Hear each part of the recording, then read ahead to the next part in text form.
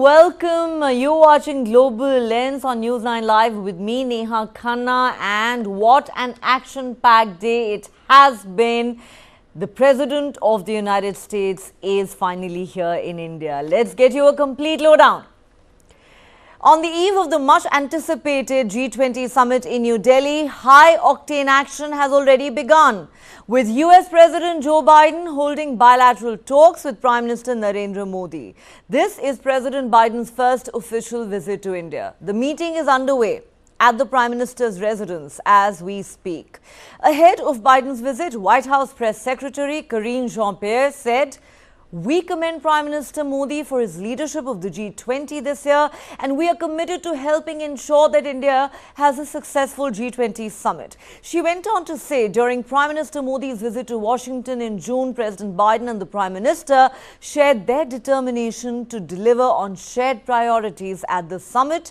The primary focus of the talks now is expected to be on strengthening the comprehensive global and strategic partnership between India and the United States. The discussions are expected to cover wide-ranging areas of ongoing collaborative efforts such as clean energy, trade, technology and defense. The two sides are also expected to discuss having a more liberal visa regime. Needless to say, pressing global issues will come up as well in these bilateral talks. Topping that list would be the Russia-Ukraine war. US National Security Advisor Jake Sullivan said that getting an absolute consensus on Ukraine at the G20 would be a challenge, and he did not expect Russia to change its position. Sullivan also said the White House expects to see meaningful progress on GE jet engines and civil nuclear technology in the bilateral talks between President Biden and Prime Minister Modi. Earlier this year, General Electric announced it had signed an agreement with India's state-owned Hindustan Aeronautics Limited to jointly make engines in India to power fighter jets for the Indian Air Force. Ahead of the Biden-Modi meeting, India formally put out a request to the US government to purchase 31 MQ-9B killer Reaper drones, also known as Predator drones. The agreement is expected to be finalized this year. Apart from this, China too is expected to figure prominently in the talks. Remember, the Chinese president will be conspicuous by his absence at the G20 summit tomorrow and day after. Besides, there are reports that the United States is planning to announce a major rail deal with India and the Arab world to connect Gulf countries and other Arab countries. Well, so as we said, it is going to be an action-packed week ahead, with world leaders finally descending on India's capital for that much-anticipated G20 summit. All right, let's now introduce our guests. At this point, we're joined by Ramakrishna Sridharan, consulting editor with News9. He joins us live from Washington, D.C. We're also going to be joined in a moment by Ambassador Manju Seth, former Indian diplomat, and Ambassador J.K. Tripathi as well. Let me start with you, Shri. Welcome to Global Lens. It is, of course, a huge day here in India and a packed and very, very important weekend ahead. We'll get to the G20 summit in just a moment, but for now, let's keep the focus on this very significant bilateral meeting that is taking place at the Prime Minister's residence as we speak. The President of the United States, Joe Biden, on his first official visit to India, currently at Prime Minister Modi's residence.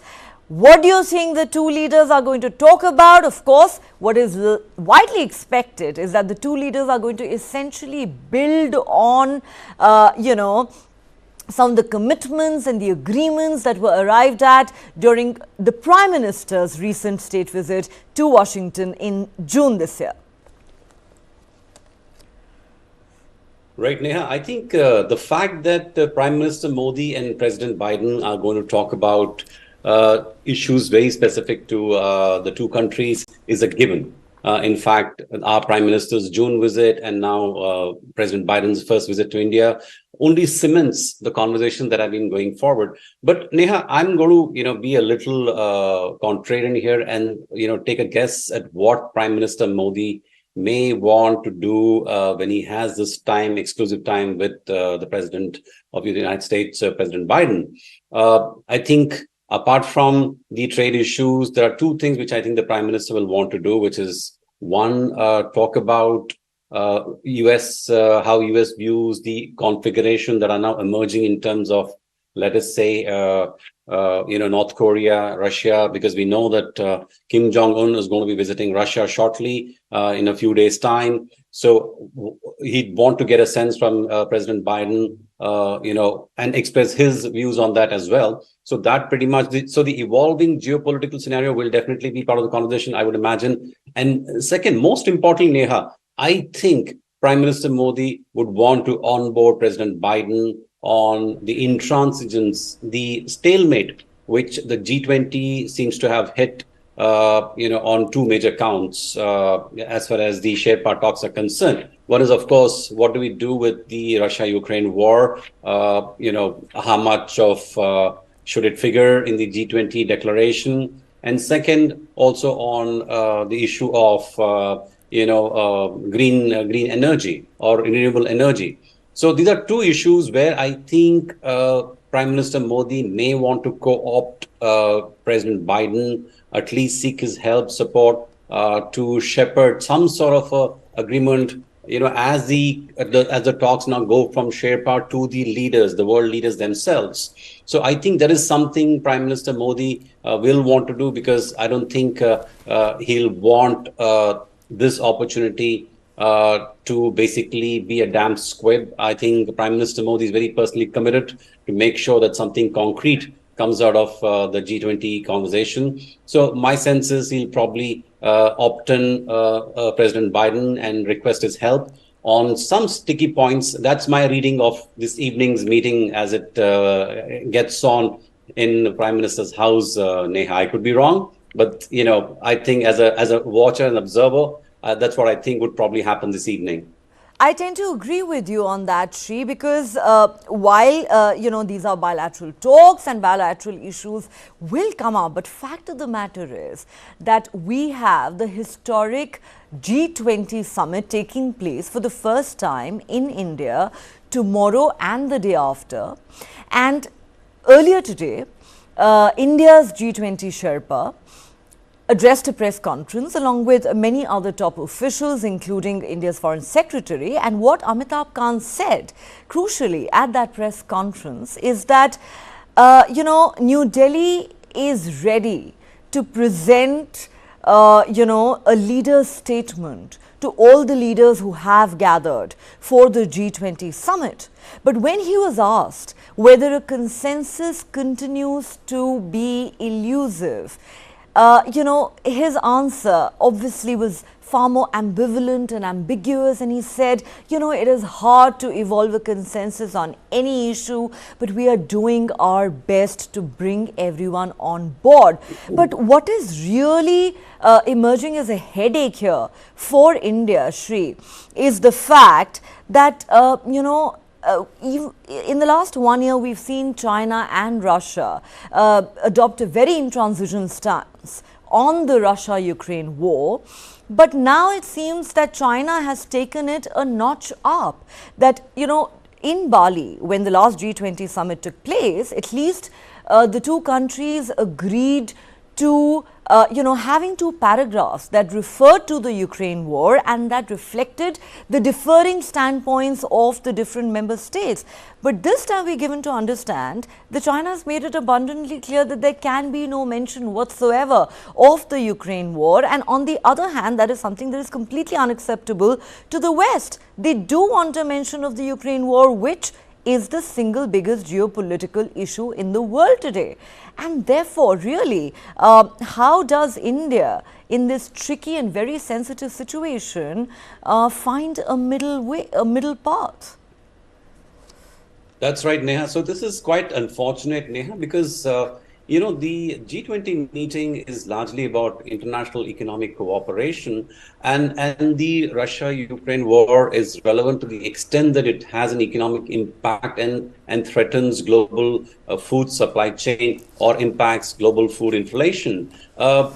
So if you look at the body language of China and also some other, France, for example, has completely ruled out any kind of compromise on the wordings of the Russia-Ukraine war. So Especially China, I think one of the reasons why Mr. Xi Jinping also has not, personally come for this summit, and I've been saying it repeatedly, is essentially because I think he's digging in his heels as far as China's issues with the U.S. is concerned, and now that he's in a position to basically be some sort of a peacemaker with Russia. I think he's opted not to do that and let this situation, come to a head in some sense. So, which is unfortunate, Neha. But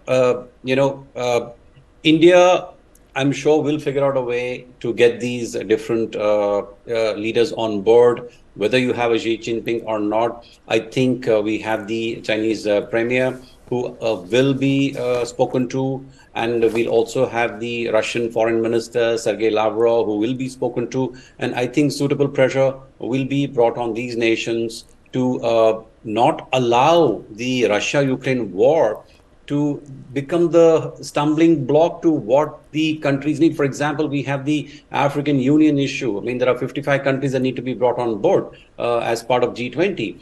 Now, these are all important issues. Now, we cannot allow just one Russia-Ukraine war to, steamroll everything else and become the biggest hurdle, a stumbling block to any kind of a constructive declaration, Neha.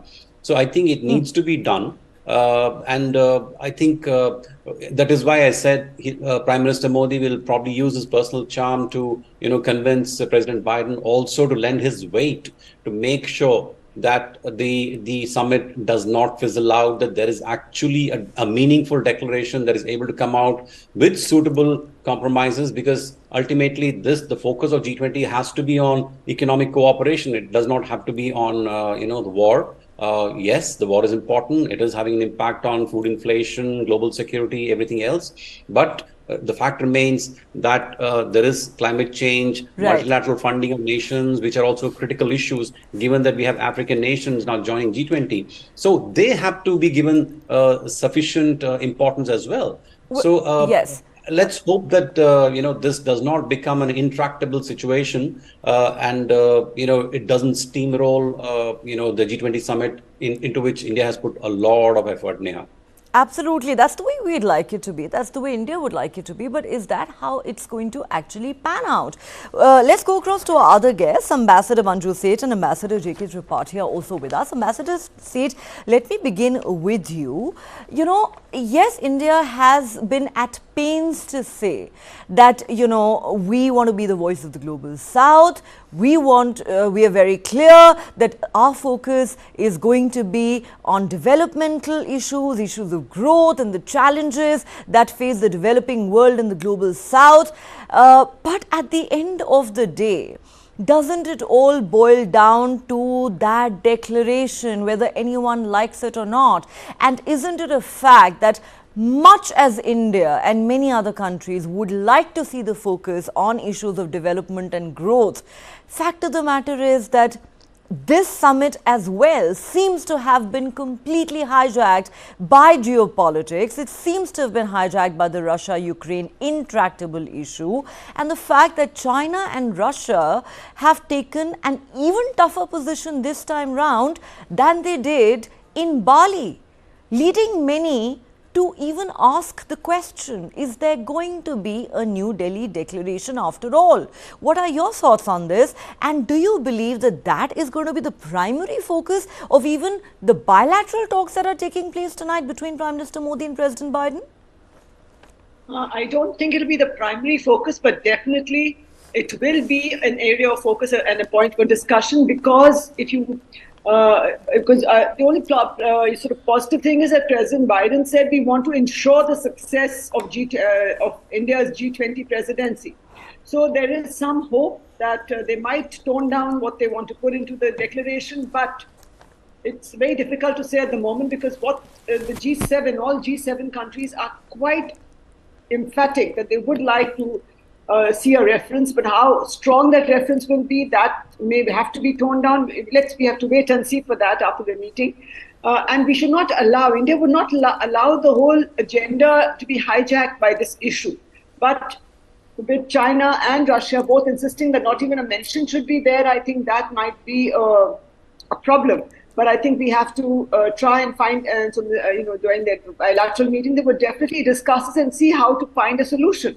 Because there has to be a solution. We cannot be, allowing the whole agenda to be hijacked with Ukraine and China and Russia and everybody else. So I think the focus should be more on finding solutions to global problems at this global forum, which are of immediate and urgently need to immediate attention, the immediate challenge, and need to be given immediate attention to find solutions. And and between the two leaders, I think they will also, as mentioned by Mr. Shri, also that we have many other all other bilateral issues will be discussed.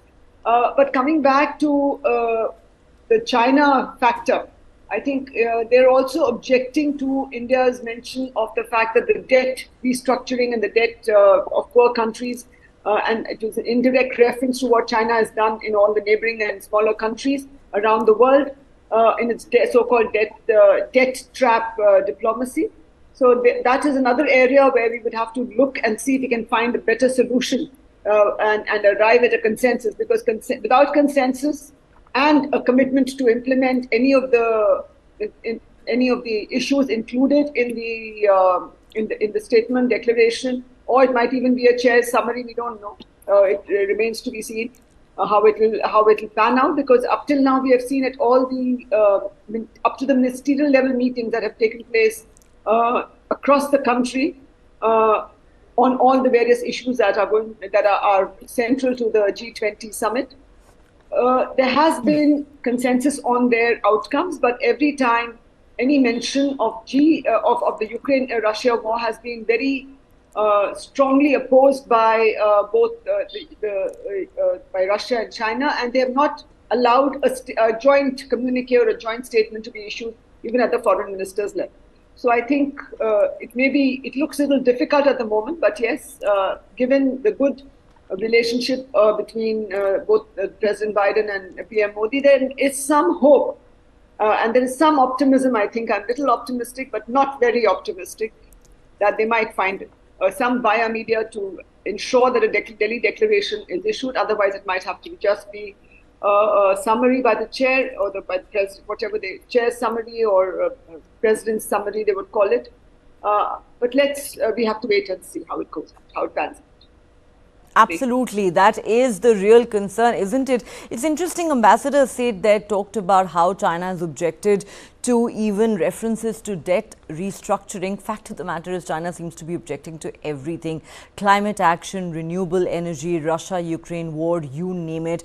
They have adopted an intransigent stance at every single G20 meeting that has taken place in India in the last 1 year. And now, of course, we know that the Chinese president is not even showing up, sending his premier to attend instead.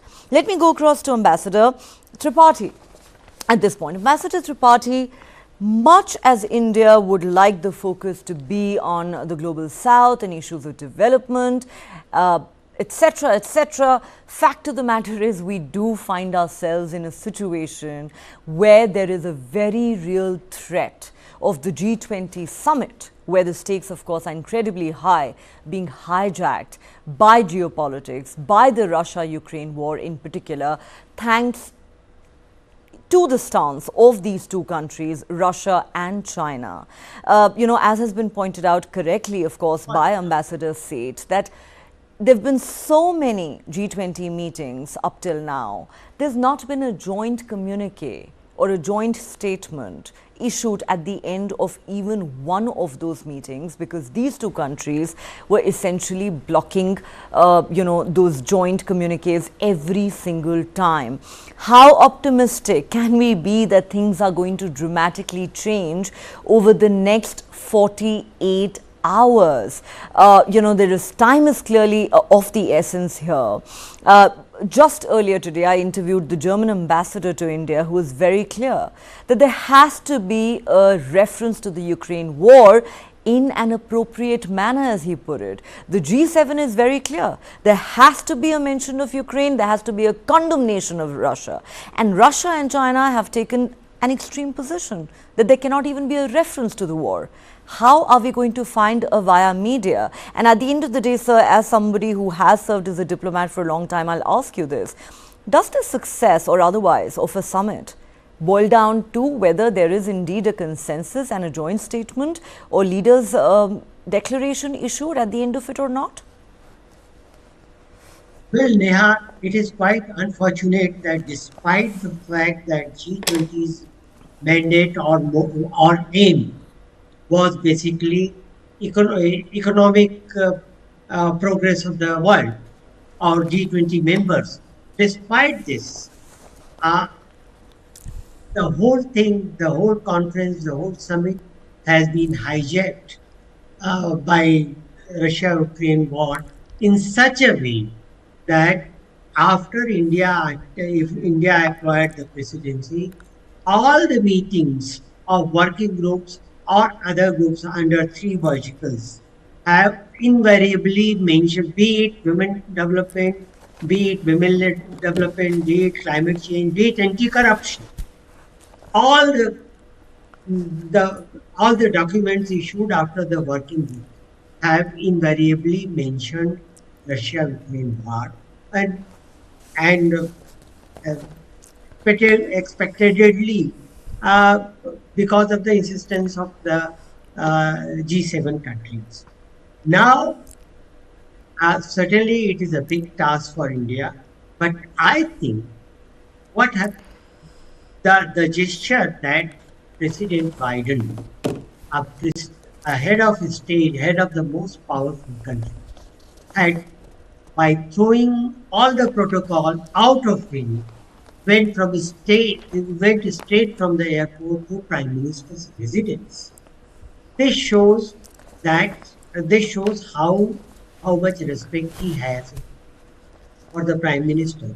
So with that, I think probably Modi will be able to use his charm at least to get some concession from Biden and thereby from G7 countries about the Russia-Ukraine war. That instead of war, it should, if at all it has to be mentioned, it should be mentioned as a conflict. Like you maybe remember, mind you, we have never called it a war. We call it a conflict.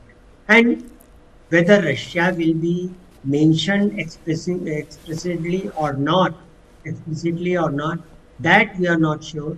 But even if it is not mentioned, it's very good for us. If it is mentioned, then also we'll have some sort of relief if instead of war, conflict is mentioned and the word aggression is not used.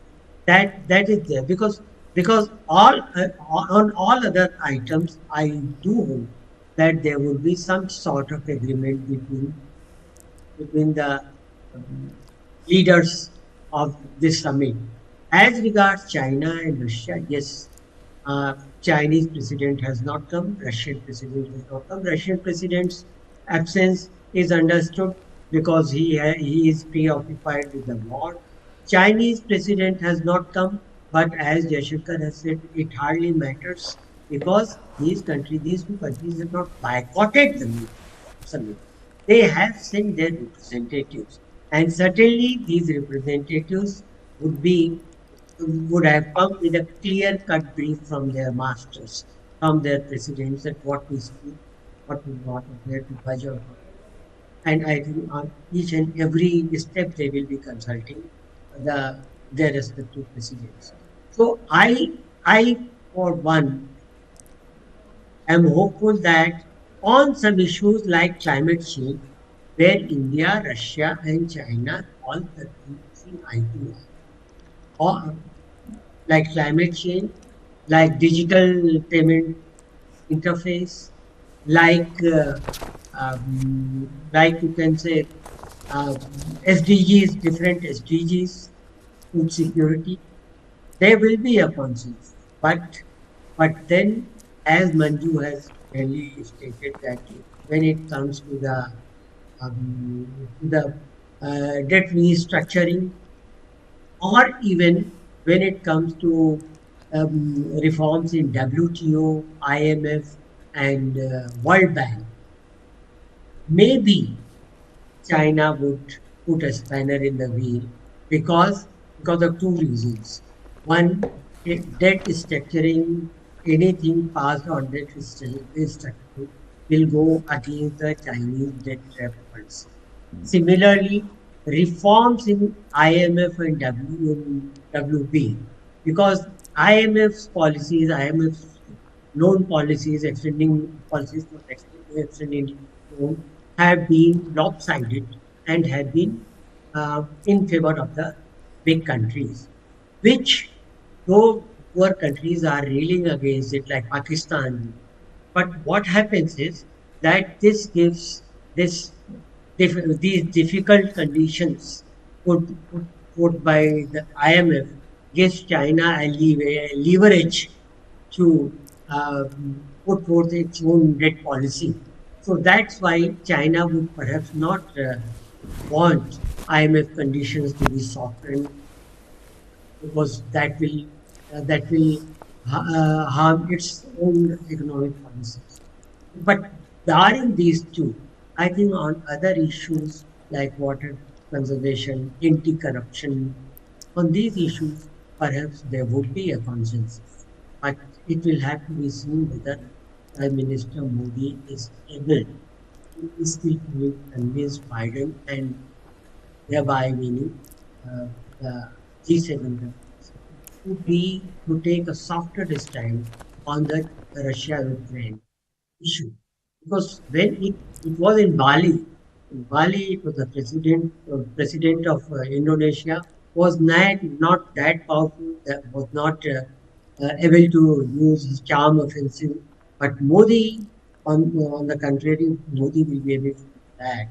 And by seeing the Biden's gesture of going direct to Prime Minister's residence, I think there might be some concession that India cannot, and some sort of mild criticism of Russia, perhaps without naming it, a joint statement would be arrived at. Okay. Yes.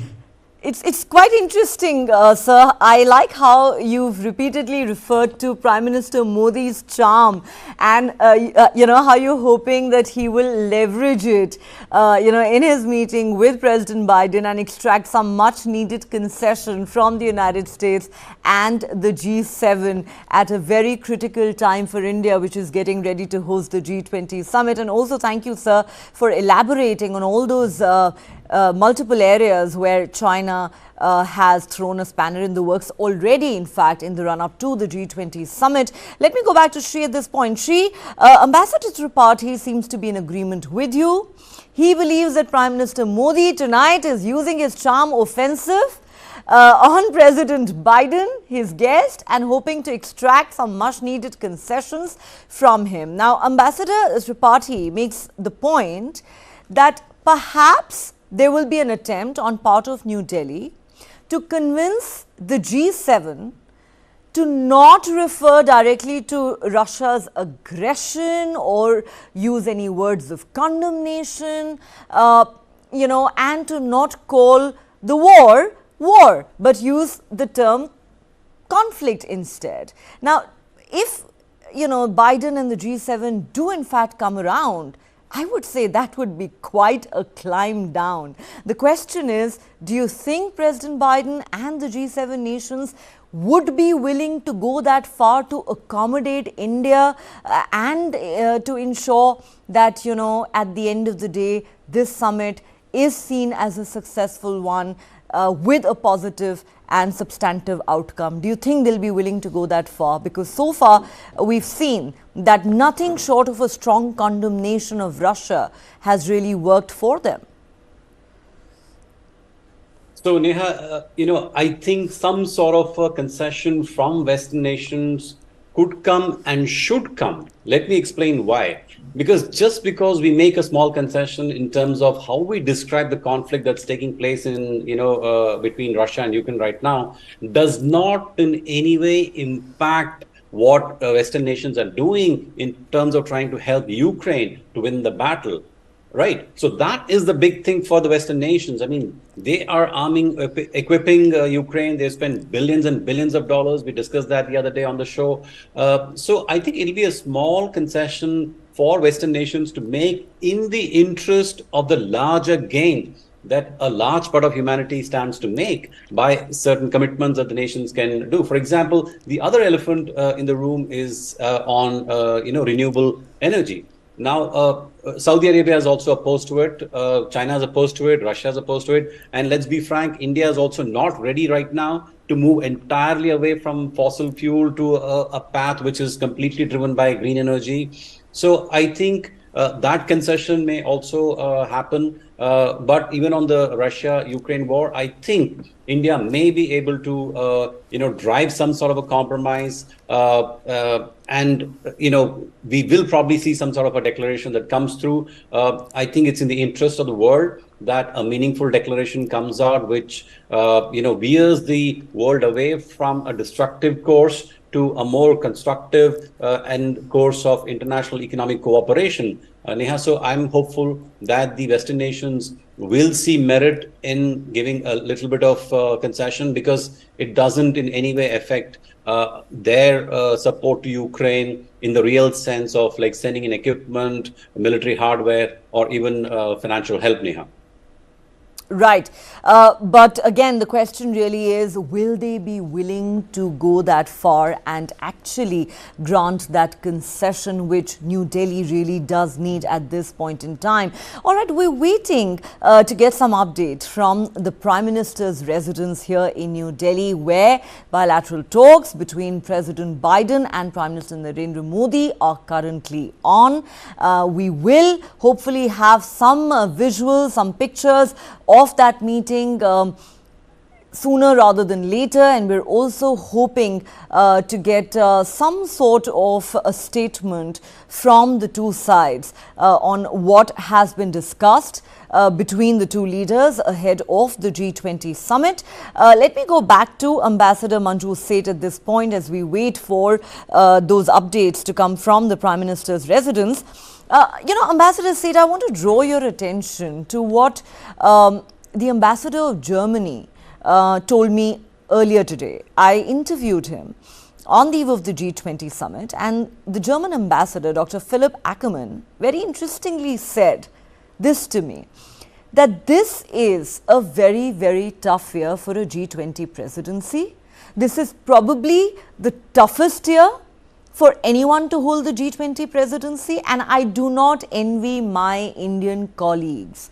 Because of the war, it's a very difficult situation. However, he added that if there is in fact any country that can turn this around, it is India. It is, because of the kind of credibility and weight that New Delhi carries. He said India is a heavyweight and therefore best suited to, to evolve a consensus amongst member states. Okay, Ambassador Seth, I'll come to you in just a moment, but we have the first visuals of the meeting between the two leaders at the Prime Minister's residence. Actually, the visuals that we are looking at are of Prime Minister Narendra Modi welcoming President Joe Biden at his residence, escorting him inside the house. The two leaders, as always,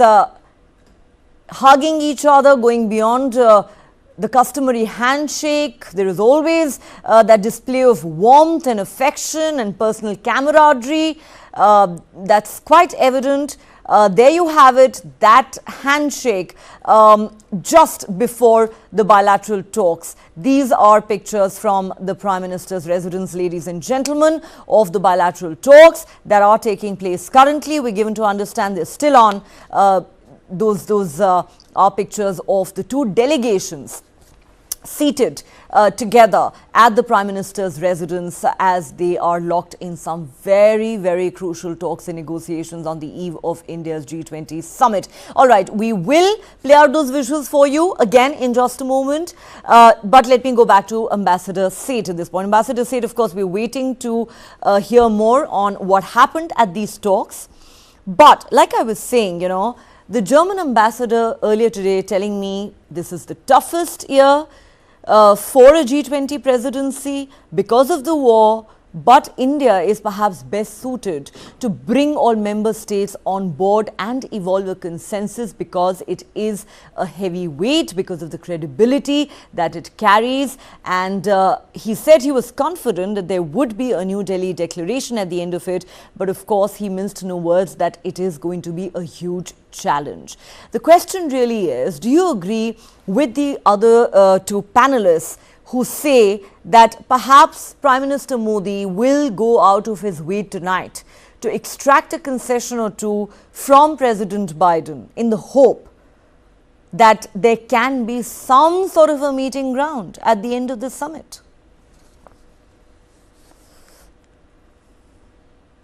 And already, but there are some positive statements. You mentioned the German ambassador said this, but so did the British Prime Minister mention that India is has got the presidency of the G20 at the right time. So I think, and President Biden also mentioned that they would ensure, they look forward to making this summit a success, G20, India's presidency a success. So these indications are there, but it cannot be 100% sure. But as Ambassador Tripathi said, maybe there is some change in words or something, softening would most likely be there. But again, even if they agree to, I think the only slight challenge would be that, yes, if the G7 agrees to soften their reference to this, we don't know how China and Russia will accept it or not. We don't know whether they will accept it or not. So that challenge remains, unless India is able to convince all of them.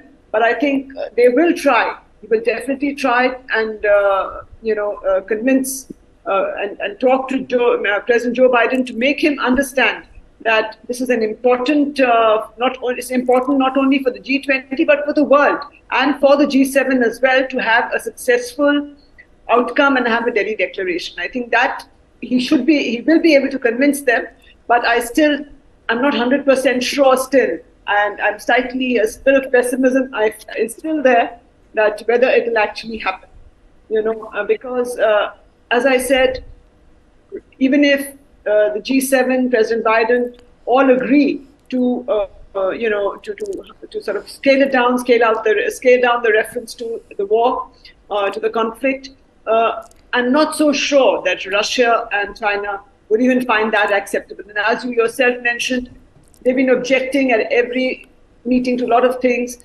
including to the green energy transitions. So everything is, but on that, I think even India is on the same page, saying that the climate financing has to come as committed by the Western countries. So I think that will also be a point of contention. But apart from that, coming to the reference of the Ukraine conflict, the Russia conflict, I think there will be some scaling down. PMO will be able to bring it down. And I think, as mentioned by the other two panelists, we are in a position, and mentioned by the German ambassador, we are at a stage where our voice is heard.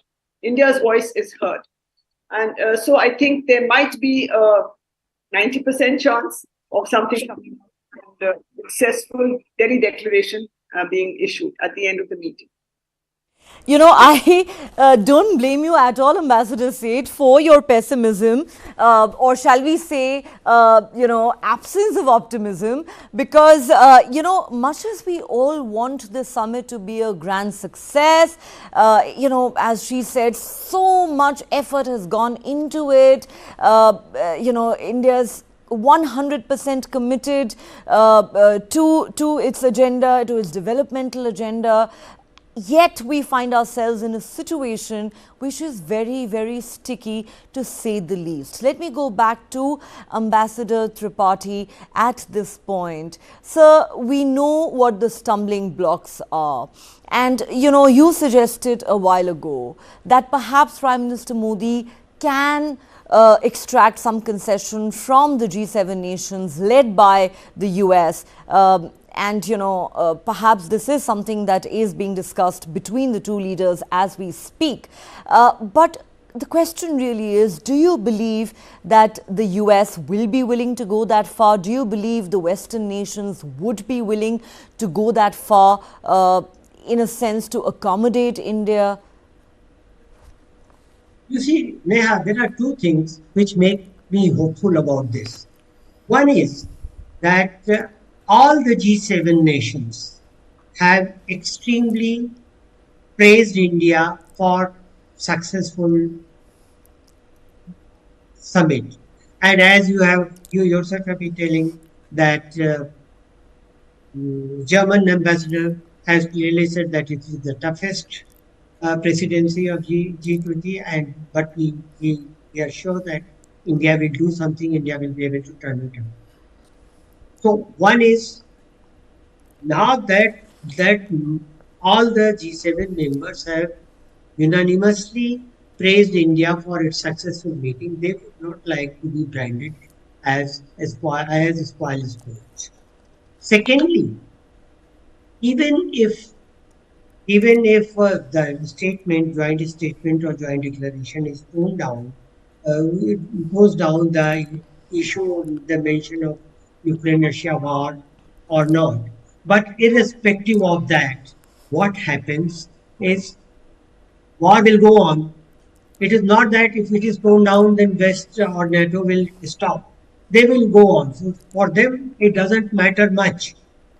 But still, if a little concession is being given to India, that will perhaps a big feat for India, as well as that will ensure success of the summit. Is All right. Let me go back to Shri at this point. Shri, we are still waiting for an update on these talks. We have the first pictures of the two leaders meeting each other very warmly, as they always do.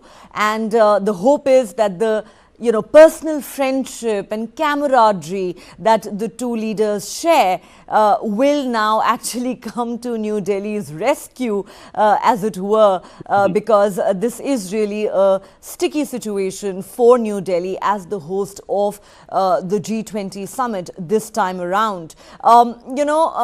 Like I said, we're still waiting for a statement to be issued on what exactly was discussed between the two leaders. But let's for a moment shift our focus to bilateral ties.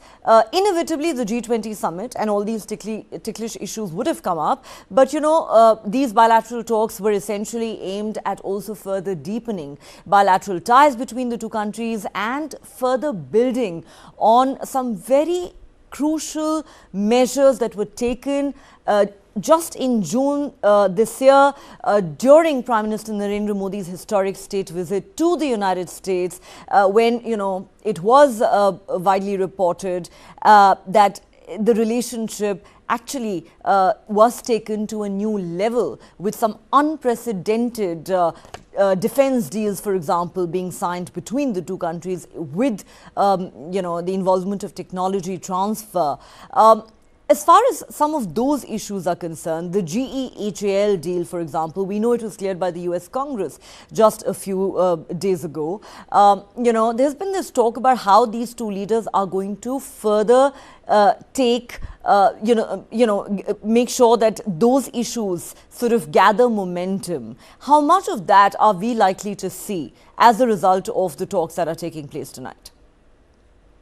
So, Neha, without any doubt, the India-U.S. relations are at a higher orbit now, at a more strategic orbit now. So, if I look at the body language between the two leaders and in the run-up to President Biden's, arrival in New Delhi just, a while ago, it's very clear to me that there is some thought, even in the U.S., especially President Biden's mind, that the new ally, the new friendship which has been forged with India should not, there might be a sense of wanting to help the new friendship, the new friend, by making sure that the G20, does not become a failure, especially at a time when India is hosting it and Prime Minister Modi himself is driving it. So I think President Biden, at some level, Neha, these are all, ultimately, it's all personal equation between leaders. We might have an array of Sherpas, having talks and doing all the grunt work, the, brass tack work. But finally, the warmth and the concession, the big concessions that come at the leader level. So I think, at the risk of sounding like a fanboy, let me say, Modi hai to mumkin hai. So if there's one man who can actually make sure that, the Delhi Declaration actually happens is Prime Minister Modi, and he definitely will use his charm and his goodwill. More than charm, I think he'll use his goodwill and India's good intentions to convince President Biden that US support is needed at this critical juncture to raise this conversation beyond just a Ukraine-Russia war. Now, God forbid, only if Putin does something dramatically different over the weekend, if the war escalates into something which is like, takes a big humanitarian toll or something, unless something like that happens, I think we will see concessions coming from Western nations, the G7 countries, with the help of President Biden, and we will see some sort of a constructive Delhi declaration. So that is my hope, and that is my, my confidence level is fairly high on this, Neha. Okay, certainly glad to know that there is at least one person on the panel who has a very high sense of confidence and a strong sense of optimism as far as the outcome of this declaration, I beg your pardon, this summit is concerned. Let me go back to Ambassador Seth at this point. Ambassador Seth, she says Modi hai to mumkin hai. But on a serious note, the larger point that he is making is that, apart from this much talked about Modi charm, fact of the matter is he does share this friendship, this chemistry, with a lot of leaders. There is that goodwill, that camaraderie that will probably come into play at this point. That so far the negotiations, however difficult they may have been, have taken place at the level of essentially the G20 Sherpas. Now it is down to the heads of state. Ultimately, we know that whatever the diplomats and the technocrats may do behind closed doors, it is the leaders who eventually take the big decisions. That moment is upon us. Therefore, do you believe that, all this personal friendship and goodwill that Prime Minister Modi seems to enjoy with so many of these leaders, and yes, we do have excellent relations with all the G7 nations, as has been pointed out by Ambassador Tripathi, do you think that really could make a difference? I think so, and I said 90% last, 90% positive that it will happen. But I'm optimistic otherwise, but I was just trying to be a bit realistic at the same time, because of the China-Russia factor still being very much there. But yes, the fact that the Prime Minister enjoys, and India enjoys, I think it's both the Prime Minister and India enjoying a certain heft at the moment in the world. And added to that, PM Modi's positive and very friendly relationship with all the leaders, especially the G7 leaders and even the others, rest of the G20. Overall, he's had very good relations, and I think he will bring that to the table. And there are 15 bilaterals being held today, with some of them with the G20 member countries, where he will certainly talk about this issue, about consensus, about finding a via media. And I think already there may already be a discussion, I think, and already something may have been drafted of how to, for the leaders to take a decision on, and they will take that decision. So while I said earlier that I'm not fully optimistic, but yes, I'm not 100% sure, but I'm very optimistic, like all the other panelists and like you yourself mentioned, Neha, that definitely I'm very optimistic that something positive will come out, because it is important that the G7 summit issues, at the end of the G7 summit, a declaration is issued, and it shows that there is consensus in the world on all issues. In the major countries, they are agreed. They have found a way, because when we talk of saying that there'll be global solutions to global problems, but if we don't agree, then it's no point. If there's disagreement even on some issues. So I think all the countries will work on this and will find a via media. Though, as I said, there's some little doubt about the whole final thing, but I think with the fact that President Biden, as mentioned by Shri, he's gone straight to the Prime Minister's residence to discuss things. I think there will be that what should I say, a little bit of reconfiguring their approach. And I think with Prime Minister Modi, with his negotiating and skills and his very friendly and very close relationship with all the leaders, I think if the US is with us, if the US is with the PM Modi, I think the other G7 leaders are likely to also agree to whatever PM Modi is or India is suggesting. Yeah. Good point. Ambassador Tripathi, would you agree, at the end of the day, the US is really the leader of the G7. If you have President Biden on board, then it may not be all that difficult to, make the others come around, right? So, at the end of the day, does it all boil down to whether India is able to convince the United States that there is a need to show some flexibility? Even if they don't want to look at it as a climb down, at least there is need for some flexibility, because these are very important issues of global concern. The stakes are very high, and not just for New Delhi, which is the host, but indeed for all the member states. And such an important forum cannot be allowed to be, in a sense, wasted.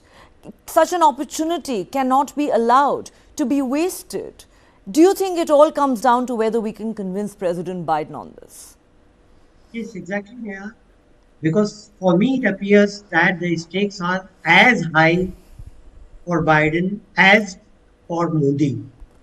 And then second thing is, let me clarify that I am not a very firm believer of chemistry between diplomats. Sometimes it is very confusing. And especially when it comes to hard diplomatic talks with national interest at stake, then countries don't budge from their standpoint. But here, it is high. It has become almost imperative for Biden also due to his domestic compulsions. The election year for him is going to be closer, nearby, round the corner, and inflation has gone up in USA. USA had been pumping money in form of aids, in form of military hardware to Ukraine. And as per one estimate, the cost of restructuring of Ukraine will be about $456 billion, which is too much for any country. So in order to avoid escape the criticism back home, maybe Biden would like to present a picture that we are going to continue the war, but we are going to, by scaling down this thing, we are going and offer some olive branch to Russia. So that's my take, Neha. Okay, that is interesting. Let me go back to Shri at this point. Shri, to me it seems like you are, sort of managing to convince your fellow panelists कि Modi है तो definitely मुमकिन है, and we may indeed have a positive outcome, and that is really the sincere hope that all of us have, because India is so deeply invested in this, Sri, as you mentioned earlier. All the top diplomats and technocrats, including the Sherpa, Amitabh Kant, who I've interviewed in recent days, have told me how, the preparations haven't happened in the last few days or weeks or even months. It started a year and a half ago, long before India even officially took on the baton as the G20 president on the 1st of December last year. A lot has gone into this, again, the German ambassador, like everybody else, has been raving about how India has indeed managed to turn this into a people's presidency, how unlike any other country, the government of India took this to every state, every major city and town in this country, how the people got involved. There were more than 200 meetings in more than 60 cities across India.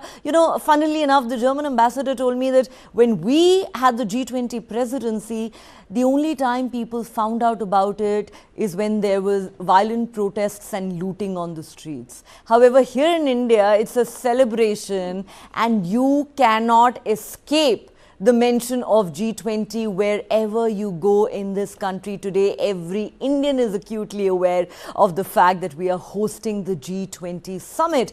Everybody agrees this is a unique presidency. It is unlike any other.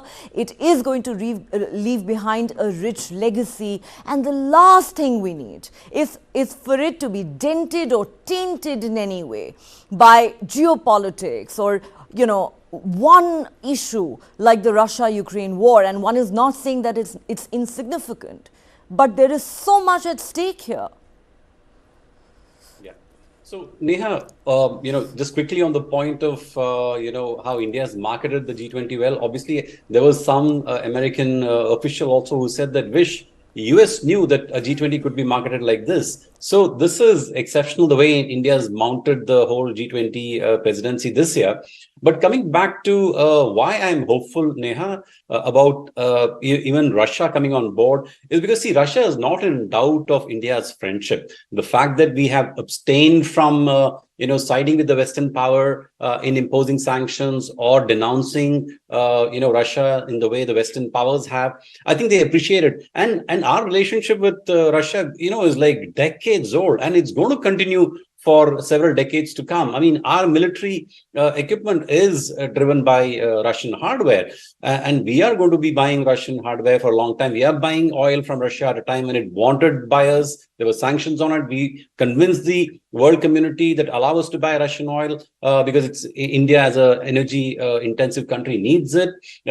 So I think Russia appreciates, and I don't think Russia doubts India's intention or our extent of our friendship. So that is why I'm hopeful if there's any one country which can actually, in this sticky situation, as the German ambassador said, this is a very, very difficult year where this world is again repolarizing in some sense. We are on the cusp of a new Cold War. If there's any one country which can get all these powers, great powers, on some sort of a negotiating table and thrash something out of it, it is possibly India at this point. So, which is why I'm hopeful that Prime Minister Modi will be able to get support from the Western countries on the one hand, and also convince Russia that any concession in the language that Russia may have to agree to, or with or without their official support, I think Indian diplomats and the Prime Minister himself will be able to do it, Neha. And because I think the larger interest, the larger goals which G20 has as a forum which is devoted to economic cooperation, that should not get completely whitewashed because of we are not able to agree on what to call this, whether Russia is a war criminal, is the aggressor, is Ukraine the victim, who started the war. The blame game cannot be allowed to derail a very important summit like the G20 summit, Neha. Well, that certainly is our earnest hope, isn't it? That no issue, whether it's a Russia-Ukraine issue or any other, is allowed to derail such an important summit where so many critical issues need attention, need focus. All right, ladies and gentlemen, the latest that we have from New Delhi is that the bilateral talks between Prime Minister Modi and President Biden are officially over. There will not be any press briefing. We are given to understand the two leaders are not going to talk to the media, but there will be a written statement issued a short while from now. There will be a readout which will be released to the media. That is when we will know exactly what was discussed between the two leaders. Ambassador Seth, I was wondering if you'd want to stick your neck out and tell us if, Prime Minister Modi has come away with a win, you think, from these talks that are now officially over, because that's what we are all desperately hoping for.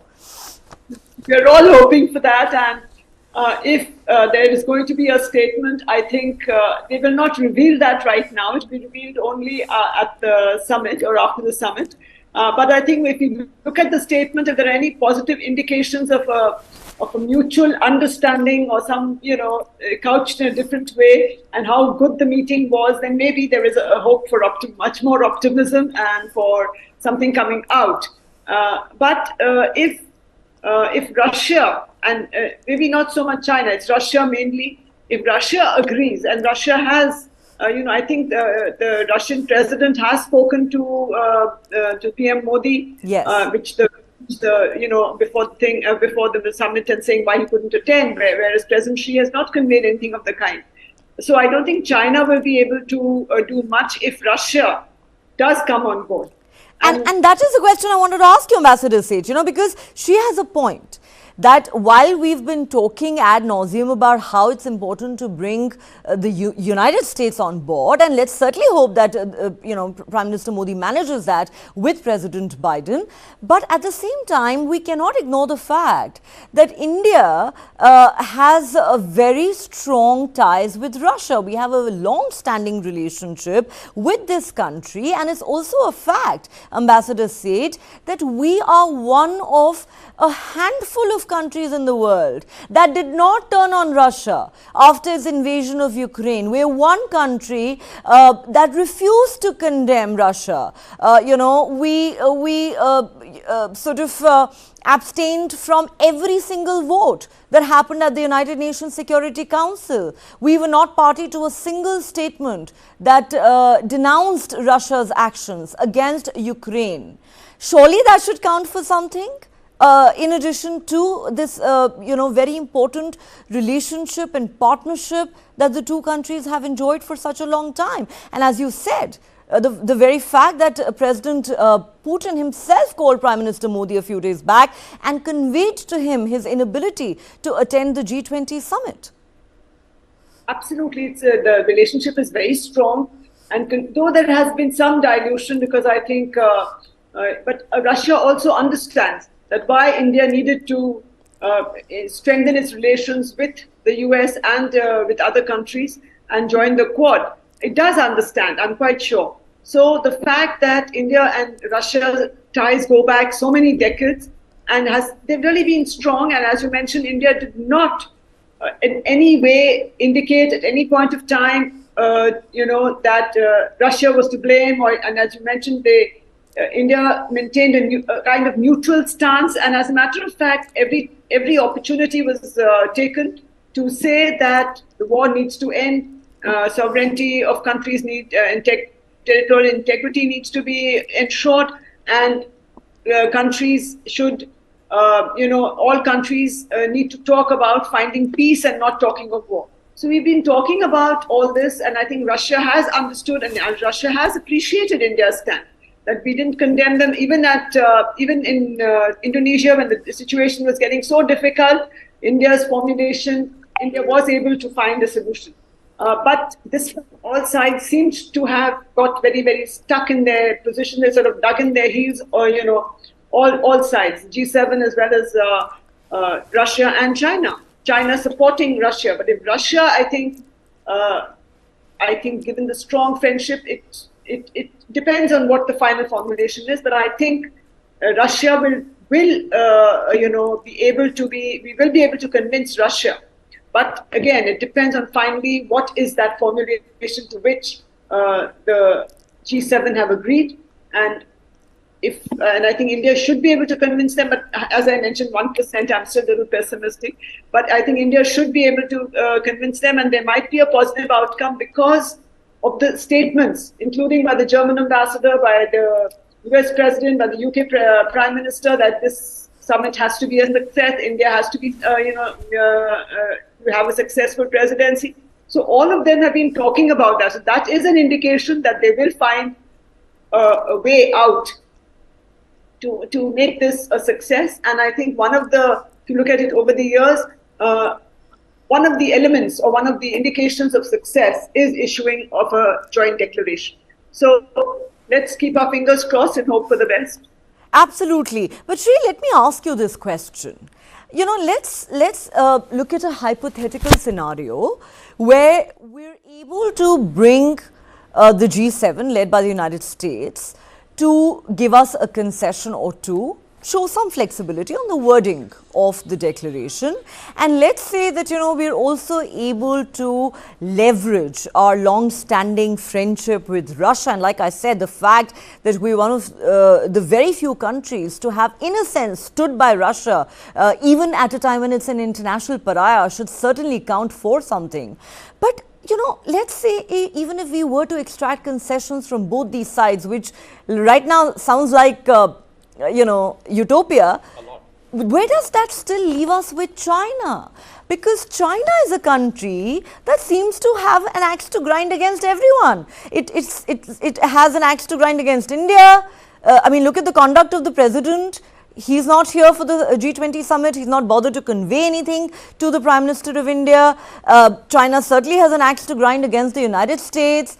And it's almost as if China now is more sensitive about any references to the Ukraine war than even Russia is. So really, fact of the matter is that, you know, there is still that elephant in the room.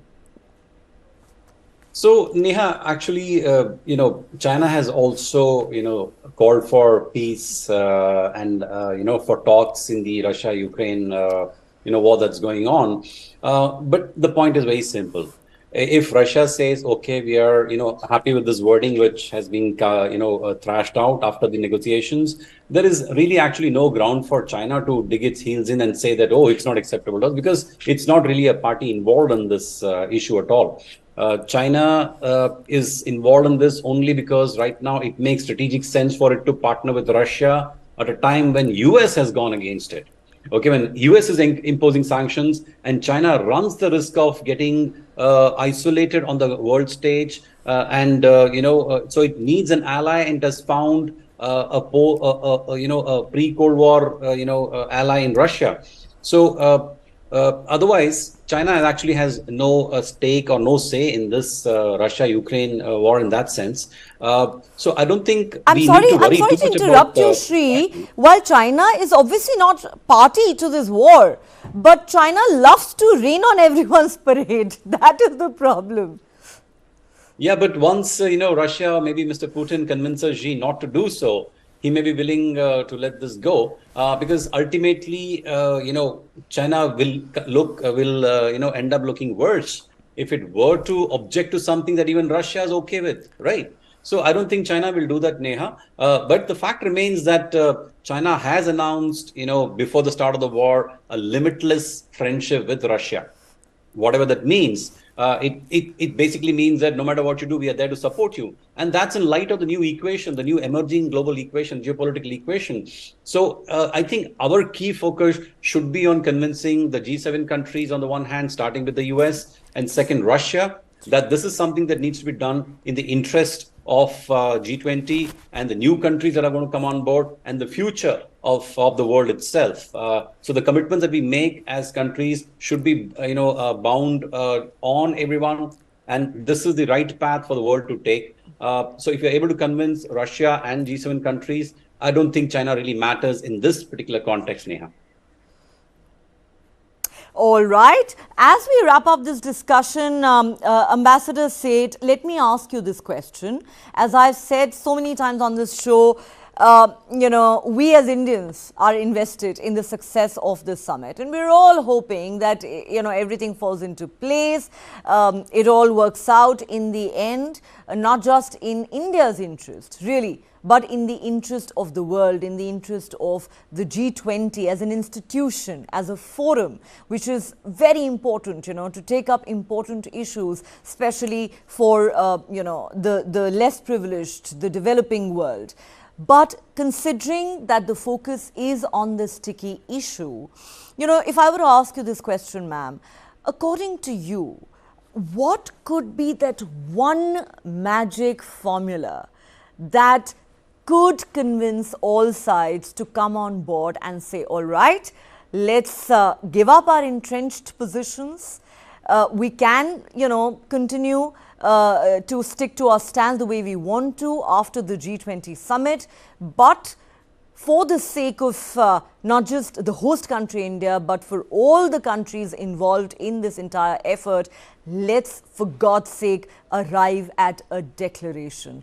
What would that magic formula, according to you, be?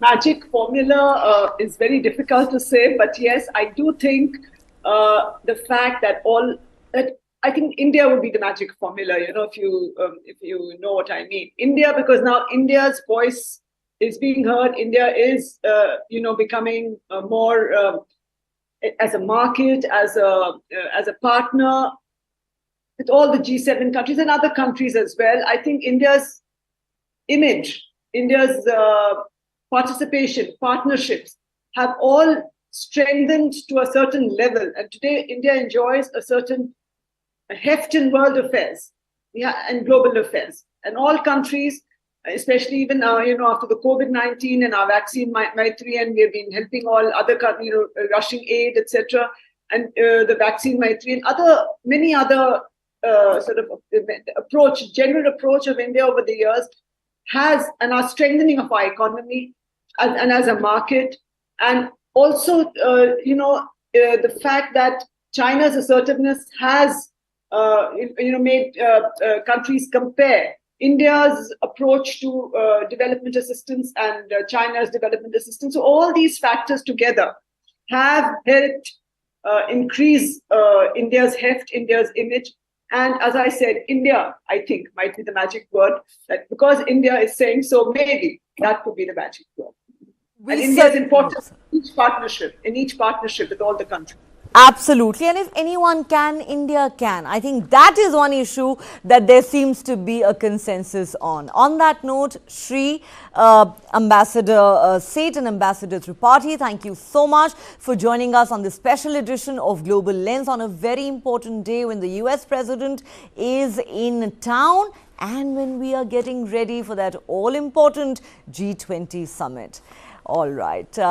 We will, of course, continue to keep a close eye on all those developments with those bilateral talks between the President of the United States and the Prime Minister of India ending just a short while ago. Now, as the curtain goes up on the high-stakes G20 summit in New Delhi, with the global spotlight firmly trained on India, Germany's ambassador, Dr. Philip Ackermann, spoke exclusively to me about India's G20 presidency and the much-anticipated summit, the sheer scale and grandeur of this global event, the opportunities it offers and the challenges that lie ahead.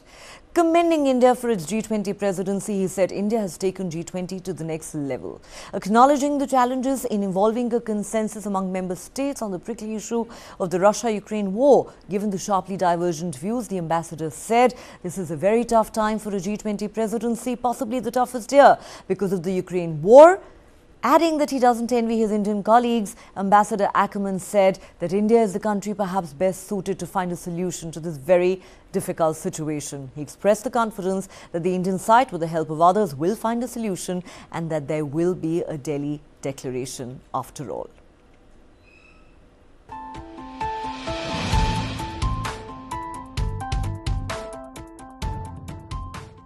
Hello and welcome. You're watching News9 Live with me, Neha Khanna. And on the eve of the much anticipated G20 summit here in New Delhi, I'm joined by a very special guest, Germany's ambassador to India, Dr. Philip Ackermann. Ambassador, welcome to News9 Live. Thank you, Neha. Thanks for having me. Thank you so much for making the time. This is, of course, a very busy time for you, Ambassador. But I have to begin by asking you this. India's Prime Minister